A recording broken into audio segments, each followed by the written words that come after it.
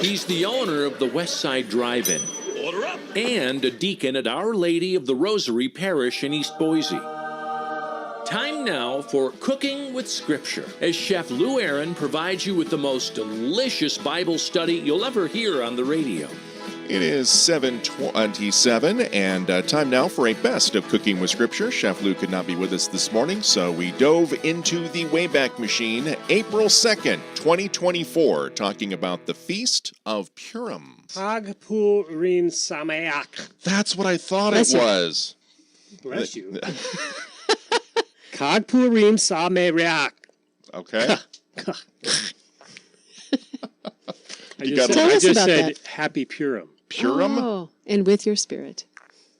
Huh. I got to tell you this joke first.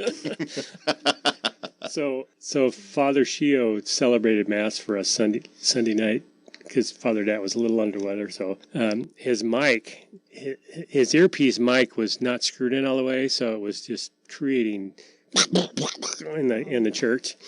And we went through the whole Mass that way. Anyway, it was okay. At the end of Mass, Father Shio said, I have to tell you, this is not the first time that I've had a problem with the mic. And I won't tell you what church it was, which I don't know what that means. But he said that he began Mass by saying, I have a mic problem. And everybody answered, and also with you.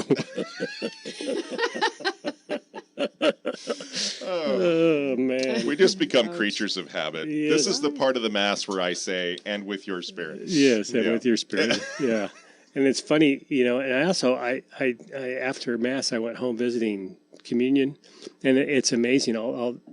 You can tell how long people have been homebound. Some of the people have been there for years and years because they still say the response is the old way. Oh, right. And it brings back a time Sure. gone, but it's very interesting. Right. Very interesting. I grew up thinking it was thanks, Speedy God. For a long Speedy. time. Yeah, like God is I super wish quick. God was a little Thanks, speedier. Speedy God. Yeah. Kind of slow sometimes, isn't he? And I was always wondering about the lettuce spray. I didn't know what that was all about. Right. Cooks use it all the time. Lettuce spray? Yeah, Okay. I got sprayed at Albertsons. They grabbing celery. It sprayed all over me. Right. You can hear it coming, so you Yeah. run to the produce, grab your parsley before Oh, let us pray. Yeah. Oh, well, that makes much more sense. Well, I'm never going to grab a thing of celery again. Then let us that spray. Let us spray. Yes. Felt good, actually. So explain So what you I were brought trying you to say. triangular pieces. Okay. So there's two. The Jewish Feast of Purim is off the Book of Esther, and the Book of Esther, I think we talked about it once more a long time ago. But the Book of Esther is the only book in the Bible where it doesn't mention God. Wow. The word God is not in there anywhere. There's hardly a reference to God. Mordecai says that we will be saved, but he doesn't really reference that it's going to be God. It's more like referring to Esther. And then there's a lot of controversy with this book because Mordecai and Esther also resemble a couple Babylonian gods, and there's a story similar to that. So, we can't get into all that because it's an unsolved mystery, I guess you could say. It's a great book, though.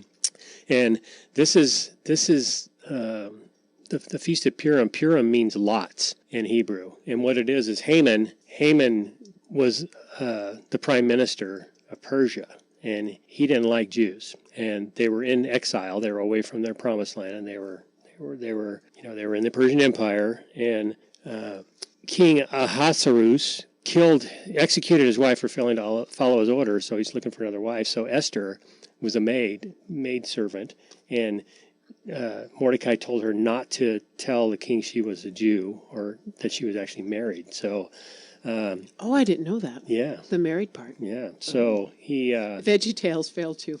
Put that in the Veggie Tales version. yeah. Though I have read the book, but I really didn't remember that Yeah. part at all. Well, I hope I'm correct because I would- she knows a lot more than me sometimes. I think and I'm like, okay, I hope I said that right. Oh, that's interesting. Well, I'll look in my 9 pages of notes I brought, and maybe I'll find it before we're done. But I am confident. In so you. Mordecai went up to the door to see Esther, and Haman was there, and Mordecai refused to bow to Haman. So Haman was like, okay, this is it. So he went to the king and said, you've got subjects out there that are not following the rules, and the king said, well, do what you want with them. So he cast lots to see who was going to destroy first. And what happened was Mordecai convinced Esther at great risk to go and tell the king what was going on in this plot. And what happened was is Haman's the one that ended up getting hanged. He got it. He got the what he was trying to do to other people. He got the reap of that. So Like he had made the sort of a hangman's noose kind of thing Right. in the square, and it was supposed to be for Mordecai, but he and Haman ended up getting exactly. executed on that kind of Exactly. thing. So It's a dramatic story. It's worth reading for sure. yes, it is. Very good story.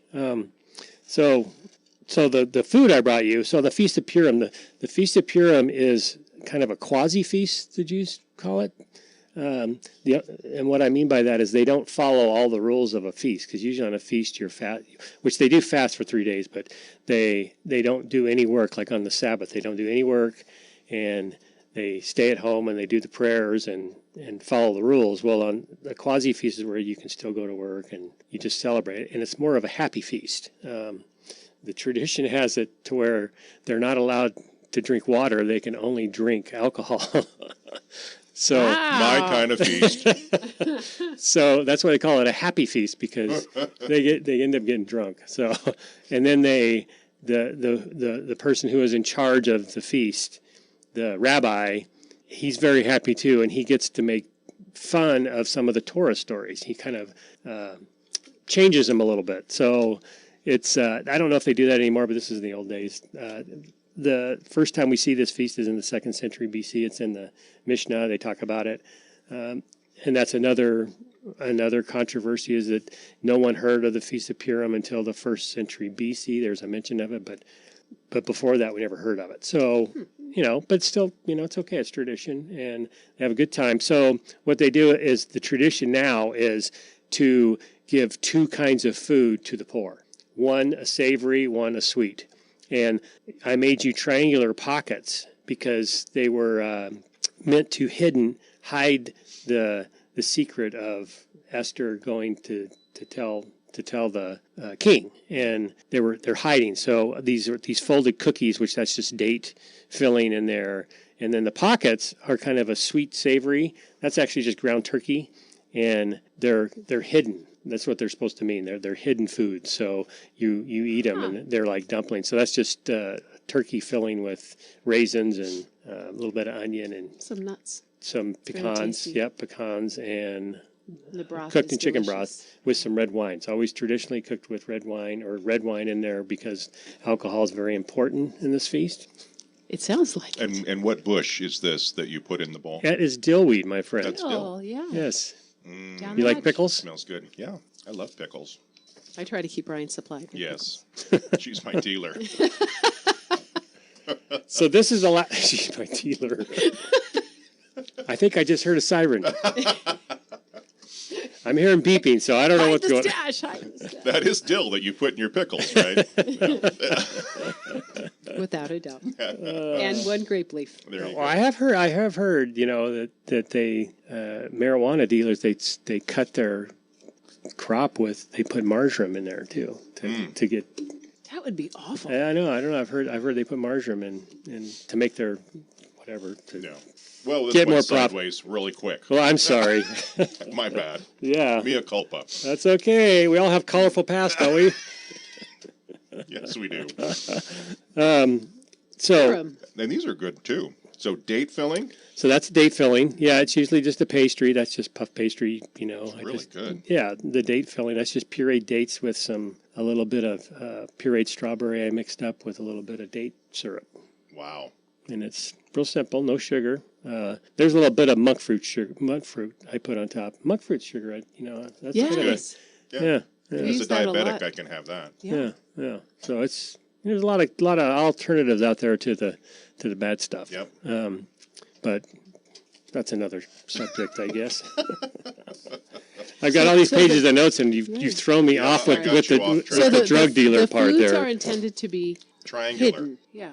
Sorry. Ignore that. That's my alarm that I have a meeting at 8:40. So just keep going. Okay, no problem. This is kind of a distracted segment. Yeah, we're a little discombobulated here this morning, but So the primary deal with this is you're supposed to read the Book of Esther, and it's called the Megillah. And there's 5 books of the Scripture they're referred to as Megillahs. It's Esther, Ruth, Ecclesiastes, Song of Songs, and Lamentations. And the book of Esther is usually the one that they read during the Megillah. And Megillah are decorated with a narrative of the story, and they kind of just relive the whole thing, just like the Jewish feast. Obviously, we have a feast. It's called to remember what was going on. And this is one of those quasi-feasts where they go back and it's more of a happy feast that they got liberated, they were happy, they were saved, and there's healing that goes on. So we tend to not think about salvation too much as our end result. We think about salvation as our end result, but really salvation, just like our reading last Sunday, was about healing.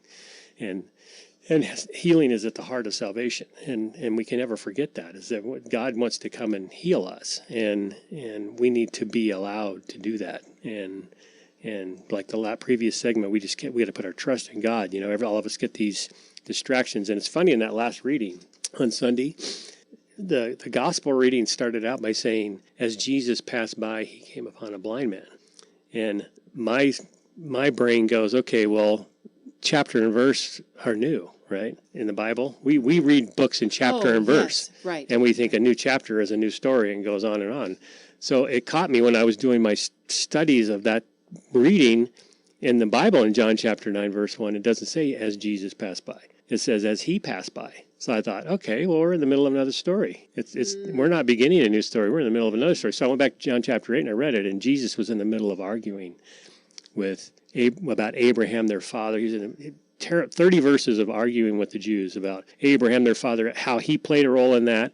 And then at the very end of chapter 8, he talks about how before Abraham came to be, I am. So he's saying that I am God. And then and he says, Abraham rejoiced at my day. He was glad. And the Jews go, you're not even 50 years old, and you tell us you talk to Abraham? So they were mad. So they picked up stones to throw at him. And it says Jesus hid, and then he escaped. And as he was passing by, he came upon a blind man. Changes the whole situation.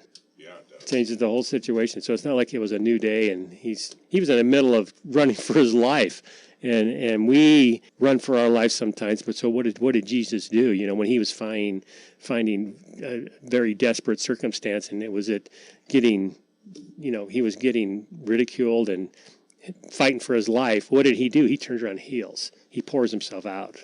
So what do we do? What do we do when we face really bad things, and we tend to go the other way? We tend to run away, and Jesus goes and pours out. So it was really enlightening, because we look at the blind man story like it's a whole different story, and that, it's like Jesus woke up, had breakfast, went out with the apostles walking around, and did some healing, Right, yeah. Typical Tuesday. Yeah, there's just a lot of aimless walking if we don't connect the stories. Yeah, and Jesus just strolls periodically. And he's always on the run. He's always on the run, and he's always praying. So, we tend to be always on the run, but we forget about praying, and we forget about pouring ourselves out to other people. So when we get distracted, we get frustrated when we get interrupted with people, and just remember that there's a reason those people interrupted you, and you need to follow through and do God's will, and that's putting your trust in Him. And that's a very hard thing to do. When you go through health struggles like we're going through health struggles right now, you tend to go, what is going on here? Yeah. And you just have to put yourself in trust in God. And that's very hard to do. I know I fail at it. I'm a fixer. And you're clergy for Christ. Yeah, I'm a fixer, and I want to get things fixed. And it's like, what are you doing, God? So Yeah. Yeah.